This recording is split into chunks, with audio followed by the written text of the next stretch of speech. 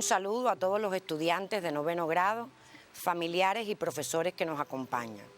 Y hoy, en el Día Mundial del Medio Ambiente, quiero también dar un saludo especial a todos los estudiantes y profesores que pertenecen a las instituciones educativas asociadas a la UNESCO, quienes han desarrollado un lindo trabajo y un arduo trabajo en función de ir creando en la comunidad donde está enclavada su escuela la conciencia para proteger el medio ambiente.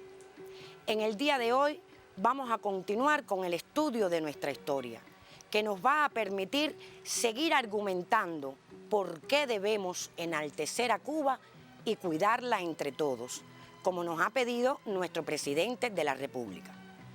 El encuentro de hoy está concebido para orientar el estudio del siguiente contenido: avances en el proceso de construcción del socialismo en el periodo de 1975 a 1985. Damos un pequeño tiempo para que lo puedan anotar en la libreta.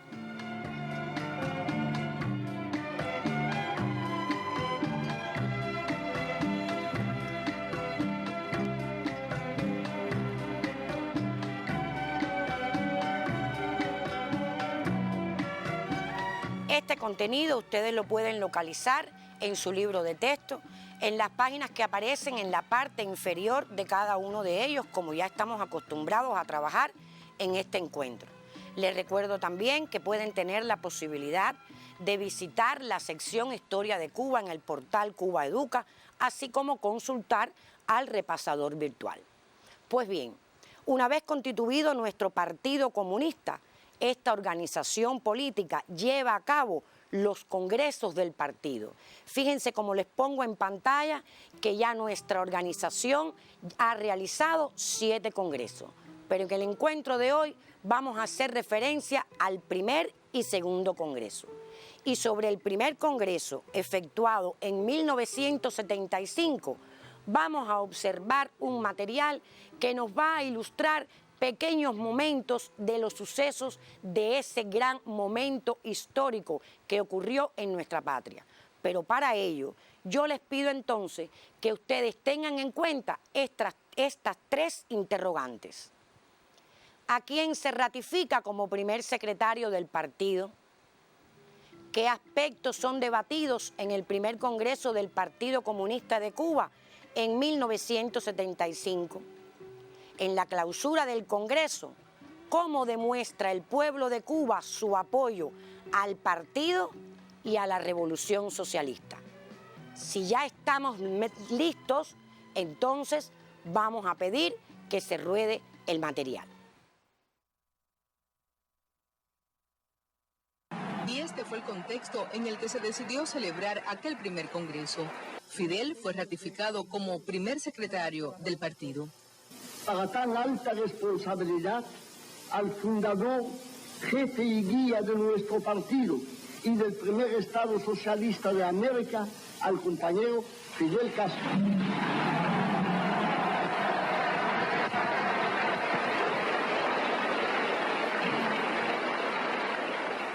A través de su informe al primer Congreso, Fidel expuso el balance de la vida económica, social y política del país a partir de enero de 1959.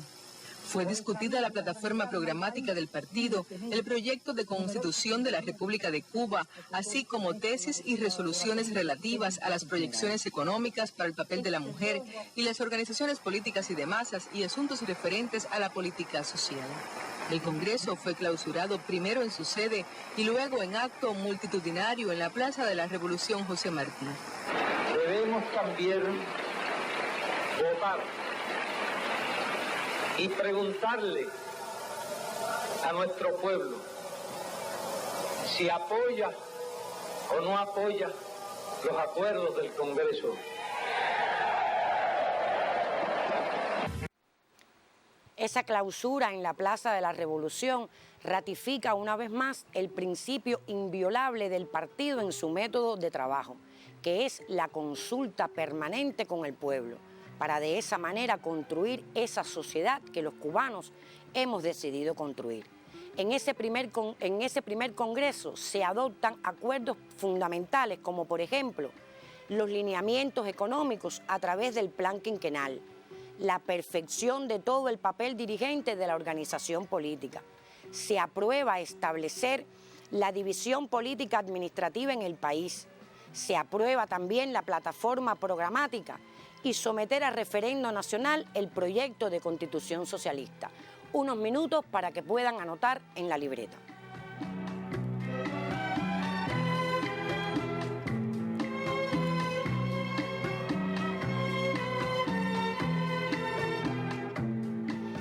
El proyecto de Constitución Socialista se aprueba el 15 de febrero de 1976, donde el 97% de los electores votó a favor de esa Constitución Socialista y se pone en práctica el 24 de febrero. Esa nueva Carta Magna recogía todos los aspectos fundamentales y las características de nuestro Estado socialista, contenido este que ustedes ya estudiaron en la asignatura Educación Cívica.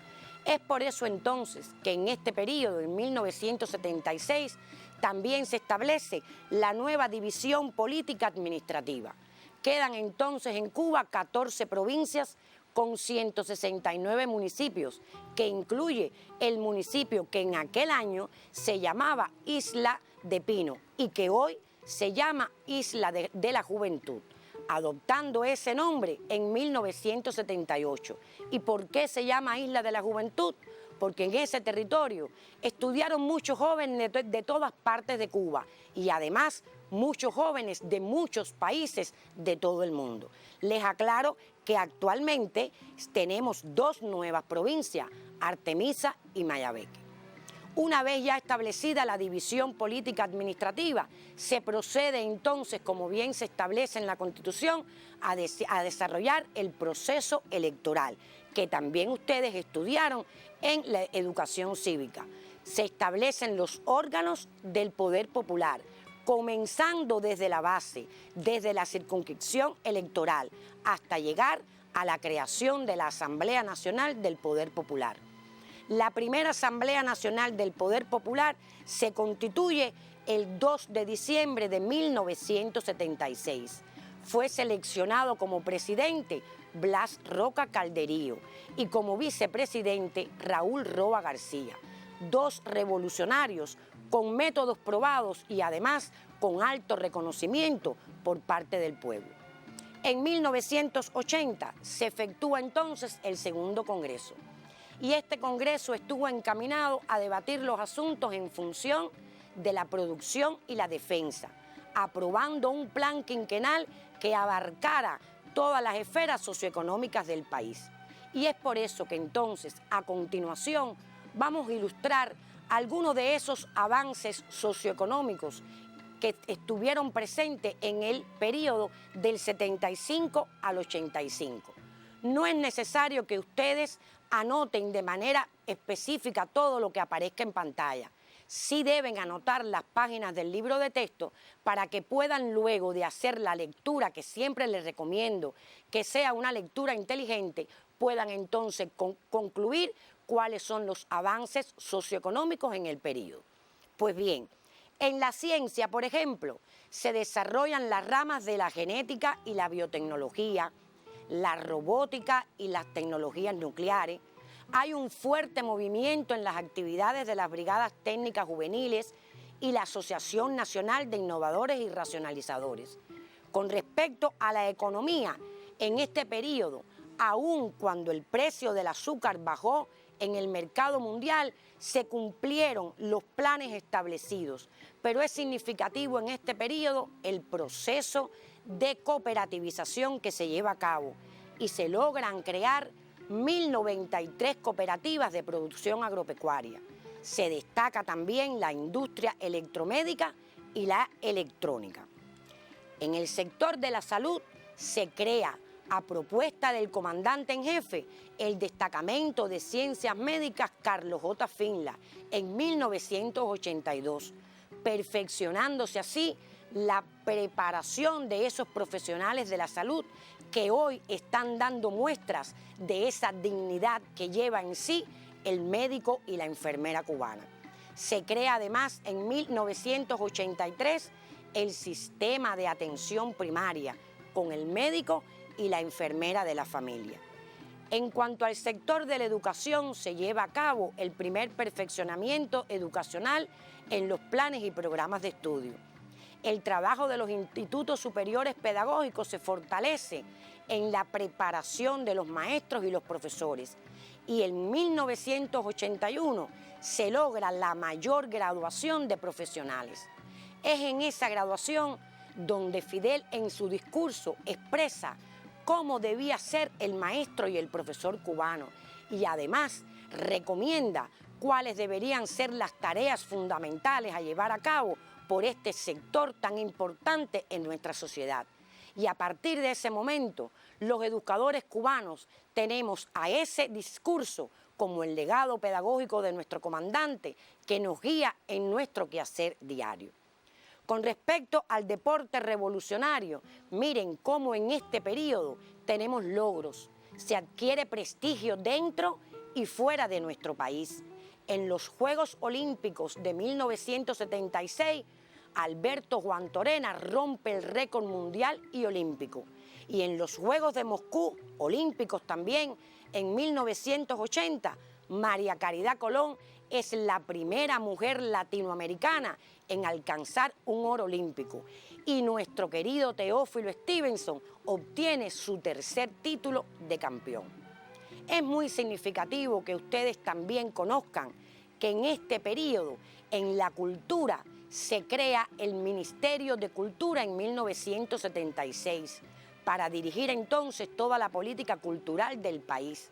Se fortalece ese movimiento de la nueva trova con los jóvenes que lo integran, que hacen de la canción el arma política y traducen de manera poética todo el quehacer revolucionario del pueblo, destacándose Noel Nicola, Silvio Rodríguez, Sara González, entre otros. Se crean innumerables instituciones culturales, bibliotecas, salas de exposición, casas de cultura, y se da un impulso a la industria del libro. El cine cubano se fortalece y miren a quién les he puesto en pantalla, a ese querido Juan Padrón, que fue el creador del dibujo animado, el creador en 1970 del Pidio Valdés, pero que en este periodo lleva las historias del Pidio Valdés al cine. Y es por eso que nosotros hoy le estamos rindiendo homenaje a ese querido amigo de todos los niños y del pueblo cubano. Es significativo que ustedes conozcan que el pueblo vivió momentos emocionantes en julio de 1978, porque Cuba fue sede del 11º Festival Mundial de la Juventud y los Estudiantes, con el lema por la solidaridad antiimperialista, la paz y la amistad. Además, en 1980 se produce el primer vuelo espacial conjunto cubano-soviético, con la participación del investigador cosmonauta Arnaldo Tamayo y por la parte soviética Yuri Romanenko. Ustedes van a poder enriquecer todos estos ejemplos luego que lean las páginas orientadas en su libro de texto. Pero en este periodo, el imperialismo norteamericano no se queda quieto. También lleva a cabo agresiones con el objetivo de detener la marcha de la revolución. Y es en este periodo entonces cuando introduce el moho azul en el tabaco, cuando introduce la roya en la caña, la fiebre porcina, enfermedades que atacan a las personas como la conjuntivitis hemorrágica y el dengue hemorrágico, que causó la muerte a más de 101 niños, estimulan las salidas ilegales utilizando la violencia, y es por eso que en abril de 1980 un grupo de personas penetran en la Embajada de Perú agrediendo a las personas que ahí estaban y ocasionan la muerte del custodio Pedro Ortiz Cabrera. Estimulan la salida masiva por el puerto de Mariel y además crean una emisora radial para difamar toda la actividad que se llevaba a cabo por el pueblo de Cuba, la mal llamada Radio Martí. Por supuesto que en este periodo, en 1976, llevan a cabo un crimen salvaje. Y estoy hablando del criminal sabotaje a un avión de Cubana en Barbados. Yo les sugiero entonces, o les propongo, que observemos el siguiente material. El 6 de octubre de 1976 llegó al aeropuerto Sewell de Barbados, procedente de Guyana y de Trinidad y Tobago, un DC-8 de la aerolínea cubana de aviación que efectuaba el vuelo CU-455. Eran las 11:21 hora local. A las 12:15 hora local se elevó en lo que sería su último despegue.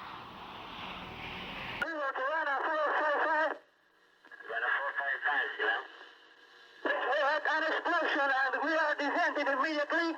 We had fire on board. Cubana 455, we returning to the field. Okay, Silver, Cubana 455, we are requesting immediately landing. Cubana 455, you are clear to... Pégate agua, pégate agua. Durante unos segundos el DC-8 con su carga humana se detiene en el aire, parece congelado en un suspenso que anuncia el fin de la tragedia. Se inclina a su derecha, desciende el morro y se precipita sobre las aguas. El avión se hundió en el mar a solo 2 millas de la playa, a la vista de bañistas y pescadores. 73 personas murieron, entre ellas 24 adolescentes y una niña. Entre los muertos, 2 tripulaciones de la aerolínea comercial cubana de aviación, 4 técnicos de la pesca y una delegación deportiva integrada por 16 esgrimistas del equipo juvenil cubano que regresaban a casa con todas las medallas de oro disputadas en el Campeonato Centroamericano y las esperanzas fundadas del sueño olímpico. Los entrenadores de espada, florete y sable, el armero y 4 federativos. Durante 7 días, miles y miles de cubanos en interminables filas pasaron frente a 8 féretros que guardaban los únicos restos recuperados. No podemos decir que el dolor se comparte. El dolor se multiplica. Millones de cubanos lloramos hoy junto a los seres queridos de las víctimas del abominable crimen. Y cuando un pueblo enérgico y viril llora, la injusticia tiembla. Ese crimen, ese sabotaje, fue concebido por la CIA y desafectos a nuestra revolución. Pero también se conoce que el gobierno norteamericano conocía de lo que se estaba preparando. Por lo tanto, no fue capaz de denunciarlo con el gobierno revolucionario. Y entonces hoy el gobierno de los Estados Unidos está diciendo que Cuba no quiere luchar contra el terrorismo. Les pregunto a ustedes para que después reflexionen en sus casas. ¿Y este hecho no es un hecho que demuestra terrorismo? Muy bien. El pueblo cubano, ante cada una de estas agresiones, fue capaz de dar la respuesta en función de cuidar las conquistas de nuestra revolución. Es por eso entonces que les propongo que ustedes de manera independiente realicen la siguiente actividad. Ejemplifica cómo el pueblo cubano protagoniza la defensa de las conquistas alcanzadas por la revolución ante las agresiones imperialistas en el período de 1975 a 1985. Les doy un breve tiempo para que anoten en la libreta.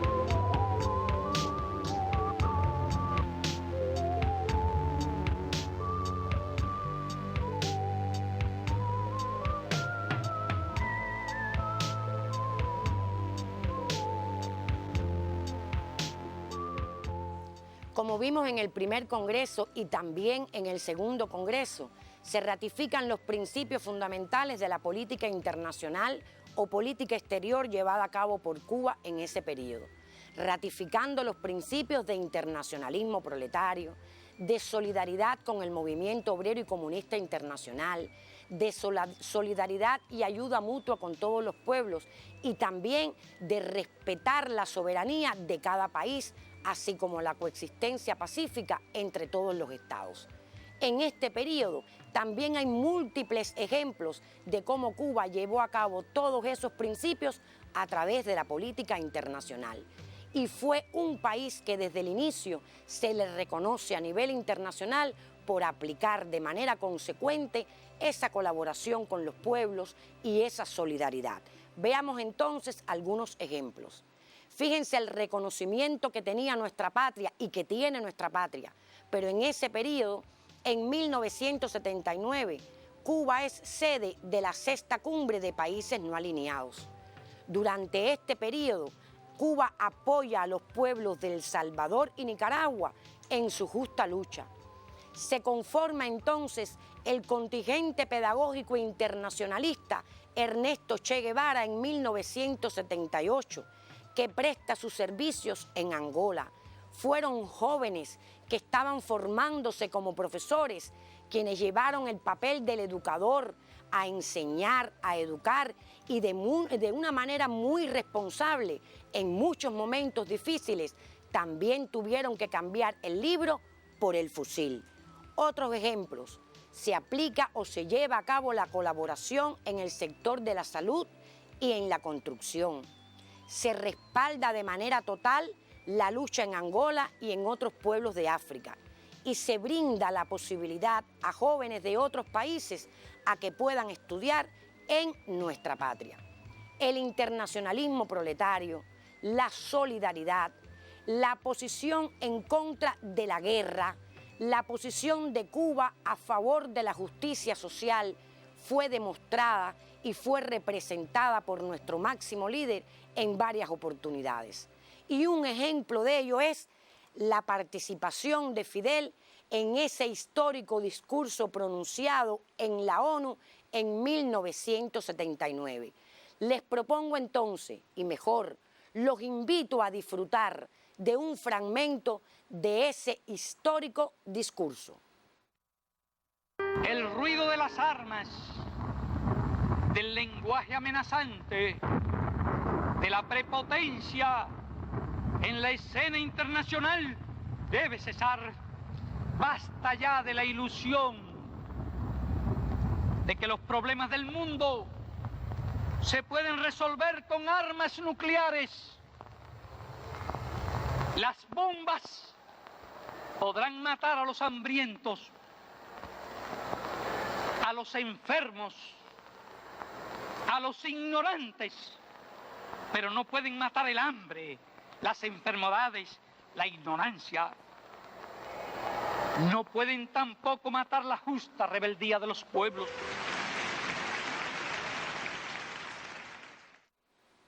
Es un ejemplo digno de lo que es la verdadera política internacional, que en varios momentos, y vimos en el encuentro anterior también, cómo el Che reafirmaba esa política internacional.